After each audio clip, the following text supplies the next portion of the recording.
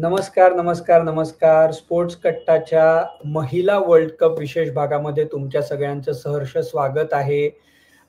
World cup शेवटच्या टप्प्यात आलेला आहे. 3च मॅचेस राहिलेले आहेत. 2 सेमीफायनल आणि 1 फायनल आणि भारत सेमीफायनलमध्ये पोहोचलेला आहे. तर दोन्ही सामन्यांचा प्रिव्ह्यू अनेक कट्टेकऱ्यांनी सांगितलेलं होतं, की आपल्याला करायला हवाय. तर तो आम्ही तुमच्या समोर घेऊन आलेलो आहोत. आपल्याबरोबर आहेत या विशेष एपिसोडमध्ये सोनिया डबीर, ज्या भारताच्या आणि महाराष्ट्राच्या माजी खेळाडू आहेत. तुमचं स्वागत आहे. नमस्कार. किती आनंद झालाय भारताला सेमीफायनल मध्ये बघून? खूप. म्हणजे एवढं चांगलं खेळून सेमीफायनलमध्ये नाही पोहोचणं हे खरंच वाईट वाटलं असतं, पण थँकफुली ते सेमीफायनलमध्ये पोहोचलेले आहेत आणि let's hope for the best. Bharat विरुद्ध ऑस्ट्रेलिया 30 तारखेला नवी मुंबईमध्ये मॅच होणार आहे. तर आनंद कशाचा झालाय भारत सेमीफायनल मध्ये पोहोचल्याचा, का त्या आनंदावरती विरजण कशामुळे पडलंय की भारताची मॅच ऑस्ट्रेलिया विरुद्ध आहे, कारण त्यांनी नंबर 4 ला फिनिश केलंय. आणि दुसरी गोष्ट, प्रतिका रावलच्या दुखापतीमुळे काय समीकरण बदललेले आहेत भारतासाठी या वर्ल्ड कपसाठी? नाही, भारत ऑस्ट्रेलिया असू देत किंवा एकदा आपण सेमीफायनलला पोहोचलो ना, की आपण कोणाशी खेळू शकतो किंवा कोण अपोनंट असेल हे आपल्या हातात नसलेली गोष्ट आहे. म्हणजे जसं धोनी म्हणतो, की कंट्रोल द कंट्रोलेबल्स. सो आनंद नक्कीच आहे, की सेमीफायनल आहे आणि यू नेव्हर नो.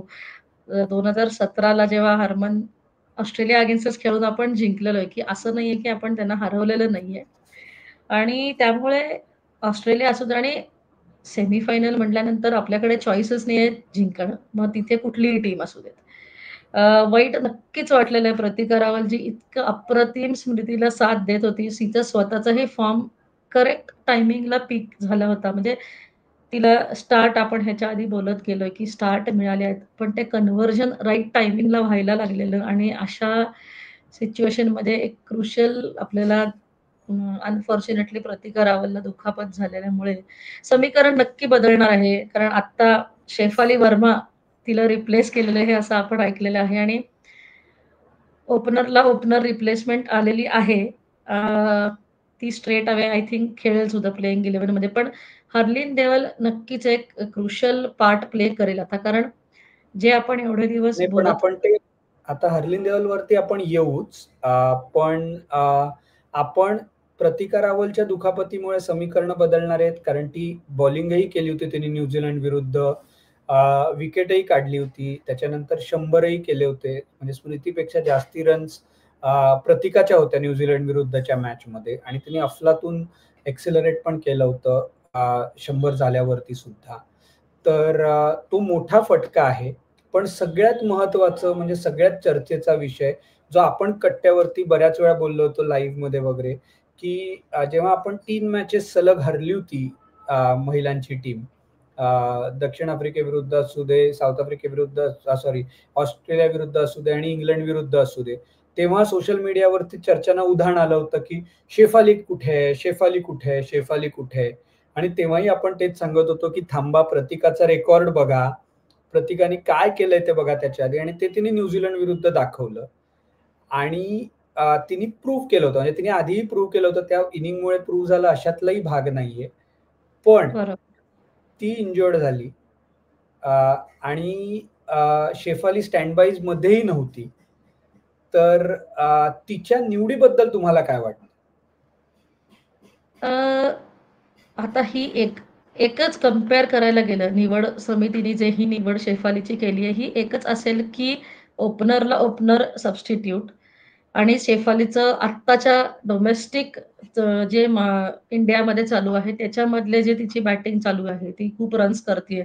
हा एकमेव असेल. पण मला असं वाटतं, की थोडंसं शेफालीचं डायसी होऊ शकतं. पण एक त्याच्यामागचं लॉजिक असं असू शकतं, की ती जर लागली, खेळायला लागली तिचं नॉर्मल जे जे गेम आहे तिचा तो, तर ते जे एक 50-60 रन्स पटकन इंडियाला करून देऊ शकेल. हा एकमेव लॉजिकनी ती तिथे आहे असं मला वाटतंय.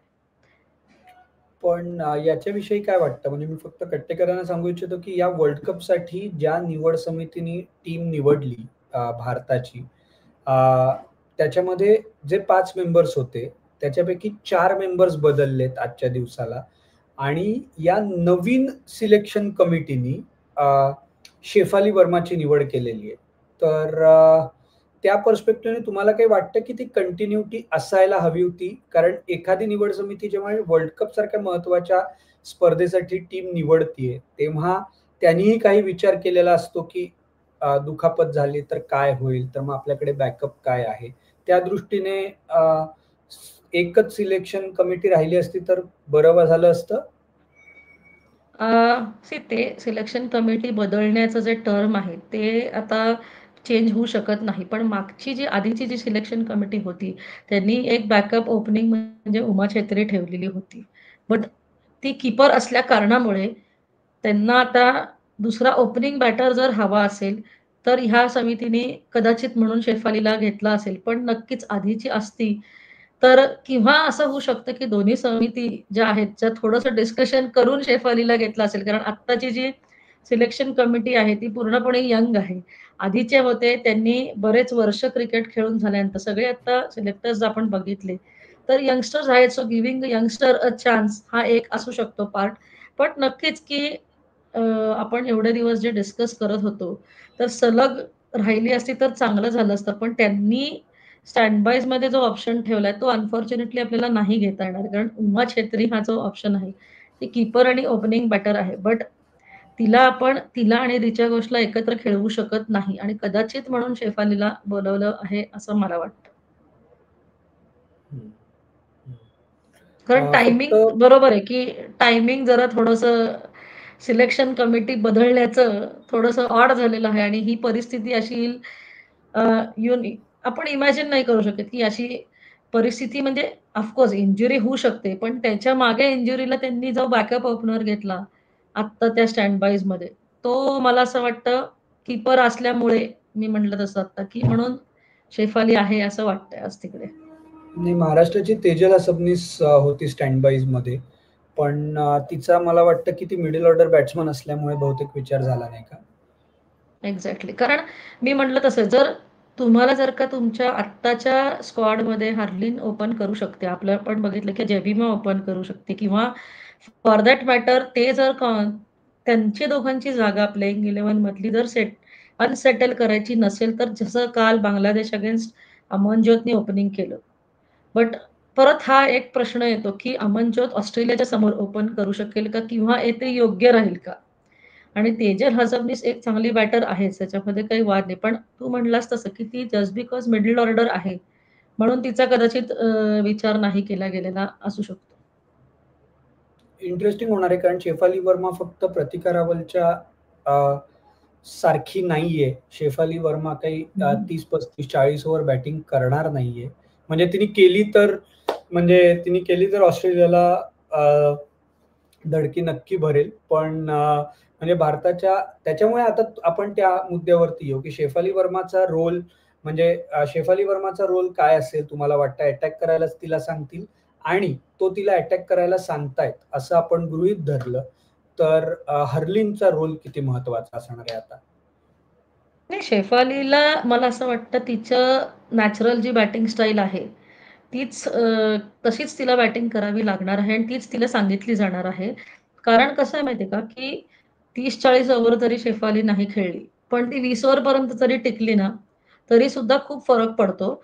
म्हणजे काय होईल, परवाच्या मॅचला जसं ह्यांनी 200 ची पार्टनरशिप केली किंवा 20 ओव्हरपर्यंत जर शेफाली आणि स्मृती टिकल्या, तर परत जेमिमा येऊ शकते आणि जर असं होऊ नये, पण शेफाली जर का लवकर आउट झाली, तर हर्लिनचा इम्पोर्टंट रोल असा होतो, की जे प्रतिका रावल स्मृतीला एक समोरनं कामनेस देत होती. ज्याच्यामुळे स्मृती जरा अग्रेसिव्ह किंवा अजून एक्सप्रेसिव्ह दिसत होती आपल्याला खेळताना. तर तो रोल आता हार्लिनकडे जाईल. जर का हं. तिला लवकर बॅटिंग करावी लागली तर. पण मला असं वाटतं, की शेफालीला तिचा नॅचरल गेम जो अटॅकिंग आहे, तोच सांगतील करायला. जरी स्मृती अग्रेशन दाखवते, बट स्मृतीचं आपल्या सगळ्यांना माहिती आहे, की एक कंट्रोल्ड अग्रेशन आहे. शेफाली सुटली की सुटलीच. मग तिला म्हणजे जेवढे येतील तेवढे शेफालीचे रन्स थोडक्यात. असं हं. आपण म्हणजे त्यांचा विचार असा असू शकतो. म्हणजे फक्त याच्यात आता आपण गृहीत धरतो स्मृतीवर या सगळ्या चर्चेमध्ये की शेफाली येते आणि डायरेक्ट 11 मध्ये खेळते. Direct exactly. हां, हे त्या गणितानंतरच हे सगळं होतंय. But you never know.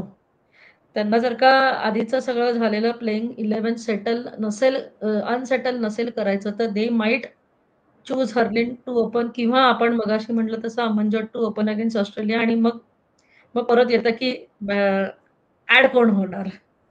नाही, नाही. तसं मला एनिवे बघूया. शेफालीला घेतलंय तर हं. मला वाटत नाही की शेफालीला हां. खेळवणार नाही. तर त्यांनी पंट आहे. घेतलाय. म्हणजे असं आम्ही स्टॉक्समध्ये एखाद्या शेअरवरती जसं हां, पंट म्हणजे घेतो. चालेल कारण तसं त्यांनी नाहीतर मग पंट त्यांनी घेतलं. तेजल असबनीसलाच घेतलं एक्झॅक्टली, असतं. एक्झॅक्टली, हं, एक्झॅक्टली, एक्झॅक्टली. हं. त्याच्यामुळे ती खेळेल हे अशीच सगळी चिन्ह आहेत. आणि तुम्ही म्हणालात की Uma Chhetri stand by opener आणि विकेट कीपर आहे. तर अ, त्या पर्स्पेक्टिव्हनेच त्यांनी परत अ, उमा छेत्रीला ओपनरची जबाबदारी कदाचित गृहीत धरली नसेल, कारण दुसऱ्या बाजूला ऋचा घोषच्याही फिटनेसची काळजी आहे. तर बरोबर. अशा बाबतीमध्ये तो जर का वेळ आलीच दुर्दैवाने ऋचा घोष नाही फिट होऊ शकली, तर उमा छेत्री खेळणारच आहे तिच्या जागी. तर मग एक ओपनर पाहिजे म्हणूनही शेफाली आली असेल. तर ऋचा घोषच्या फिटनेसच्या बाबतीत काय वाटतं? परवा तरी ती जेव्हा बाहेर होती, तेव्हा शी लूक्ड फाईन. कारण ती सॉरी हरमन जसं म्हणले, की तिला रेस्ट दिली आहे. मग त्या एक 3-4 दिवसांच्या रेस्ट नंतर आय डोंट थिंक की ऋचा घोष खेळणार नाही असं होईल. होऊ शकत नाही. कारण तिची इतकी सीरियस इंजुरी वाटली तरी नाही.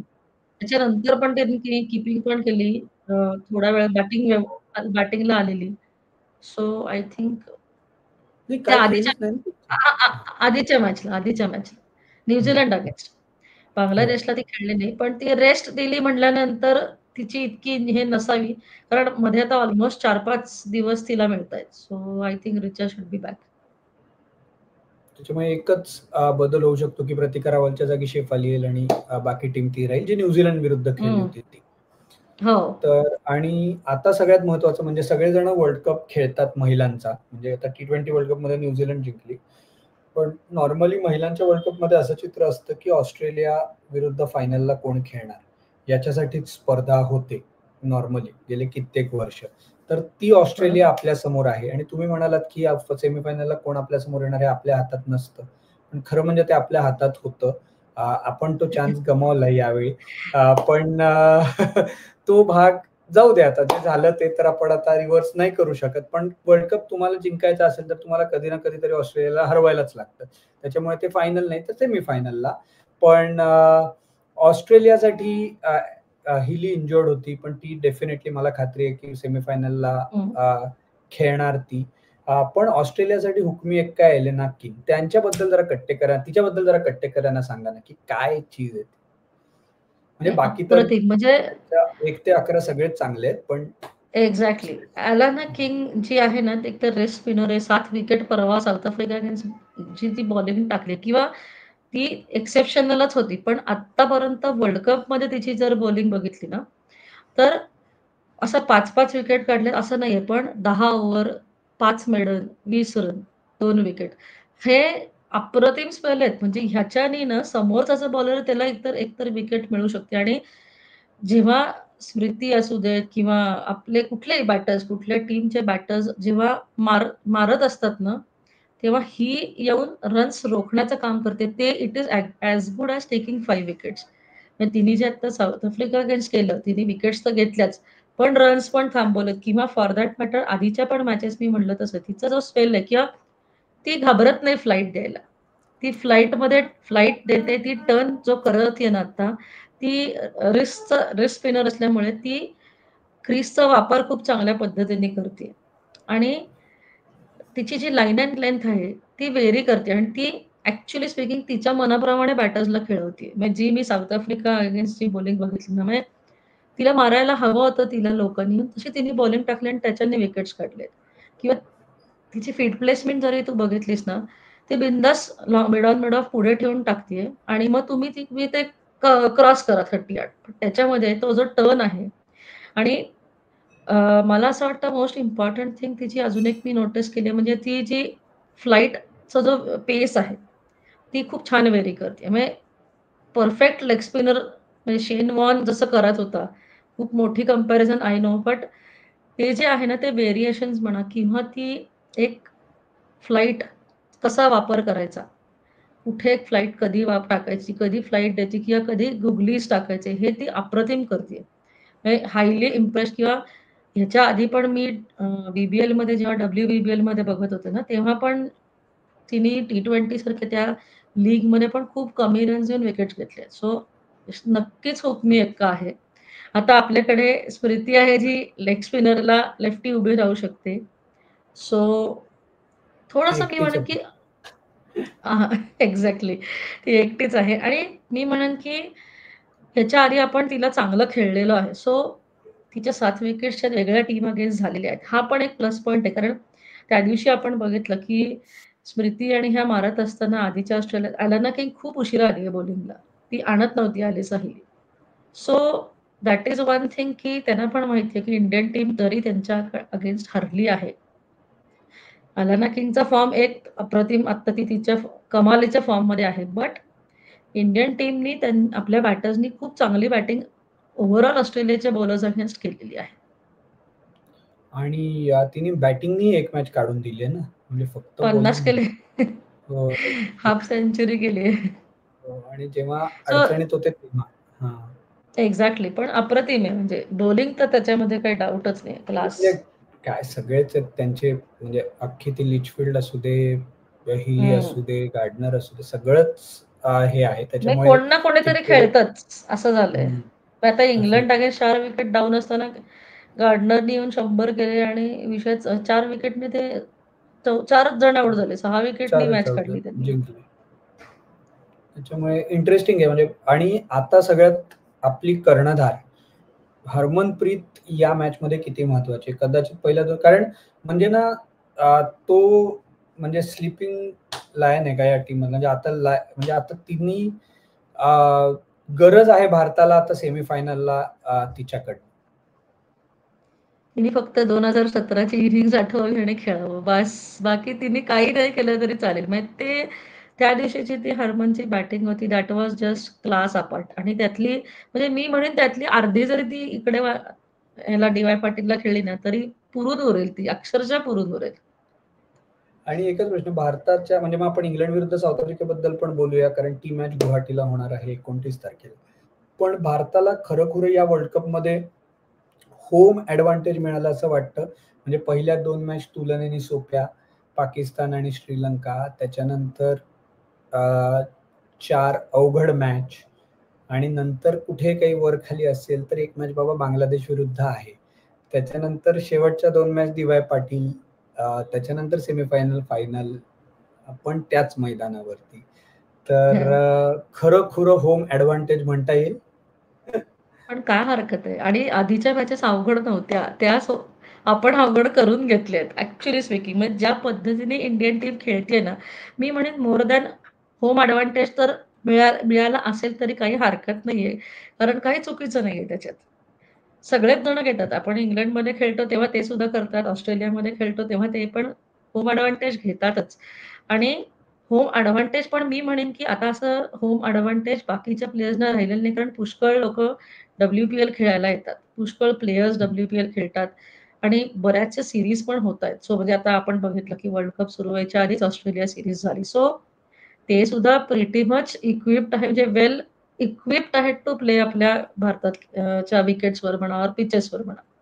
सो होम एडवांटेज मिळाला असेल तर नक्कीच काही हरकत नाहीये. आणि सेमीफायनल, फायनल ही जी डी-वाय पाटीलवर होतीये किंवा आधीच्या मॅचेस, तर ते आपल्या आधीच्या पण टीम्स त्याच्या डी-वाय पाटीलवर खेळून गेलेल्या आहेत. ऑफकोर्स जास्ती नाहीये, पण हरकत नाहीये होम एडवांटेज मिळणार असेल तर. अ, दुसरी म्हणजे रादर ही पहिली सेमीफायनल इंग्लंड विरुद्ध दक्षिण आफ्रिका गुवाहाटीमध्ये होणार आहे. तर मी फक्त एकच सांगू इच्छितो कट्टेकरना, की दक्षिण आफ्रिका पहिली मॅच खेळली आहे या वर्ल्ड कपची, तेव्हा 69ला ऑल आउट झाली.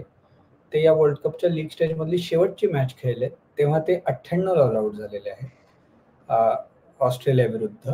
आणि त्या बाकीच्या ज्या मधल्या 5 मॅच झालेल्या आहेत, त्या 5ही मॅच ते जिंकलेले आहेत आणि त्यांनी सेमीफायनलला क्वालिफाय केलेलं आहे. त्याच्यामुळे आता कुठली साऊथ आफ्रिका इंग्लंड विरुद्ध खेळतीये त्याच्यावरती बऱ्याच गोष्टी अवलंबून आहेत, नाही का?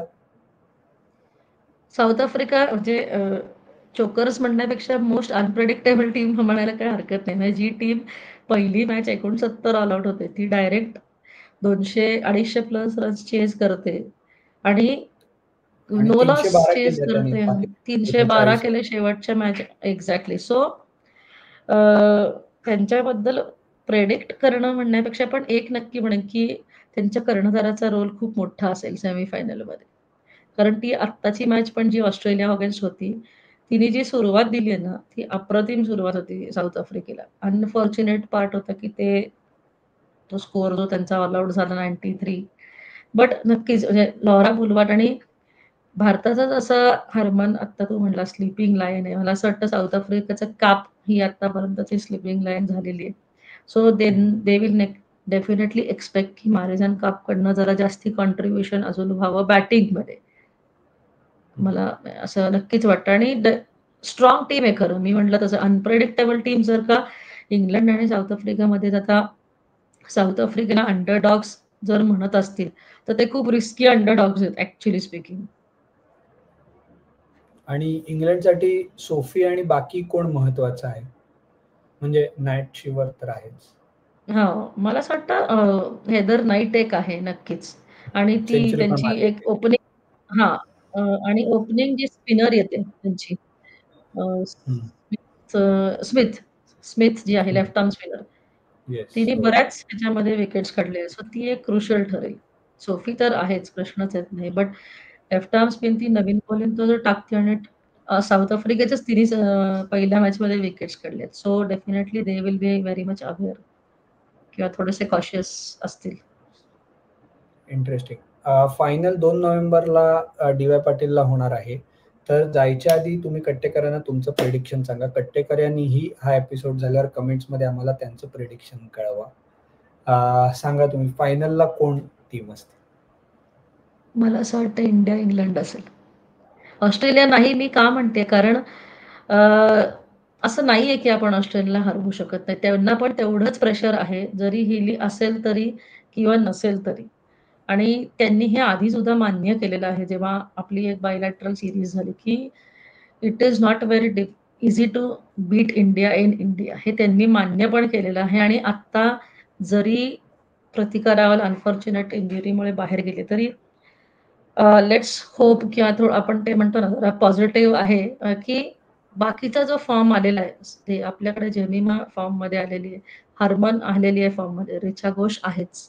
सो आपले पण तितकेच सगळे प्लेयर्स फॉर्ममध्ये आहेत. प्लेइंग 11 रेणुका सिंग आलेली आहे, जी सोफी डिवाइनची विकेट होती.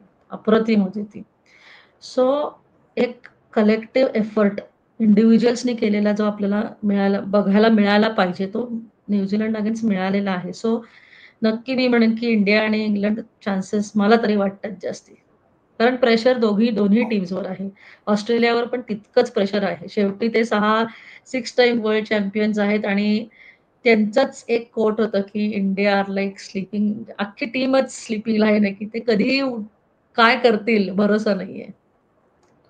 तुम्ही म्हणताय तसंच होऊ दे. हां, आणि 2 नोव्हेंबरला भारत फायनलमध्ये खेळताना दिसू दे. शेफाली वर्माचा फॉर्म जो डोमेस्टिकमध्ये आहे, तो तिने थेट वर्ल्ड तो कपमध्ये घेऊन कंटिन्यू जाऊ दे. असं आपण काय म्हणताय? तेच कंटिन्यू होऊ देत तो फॉर्म येस, येस. शेफालीचा.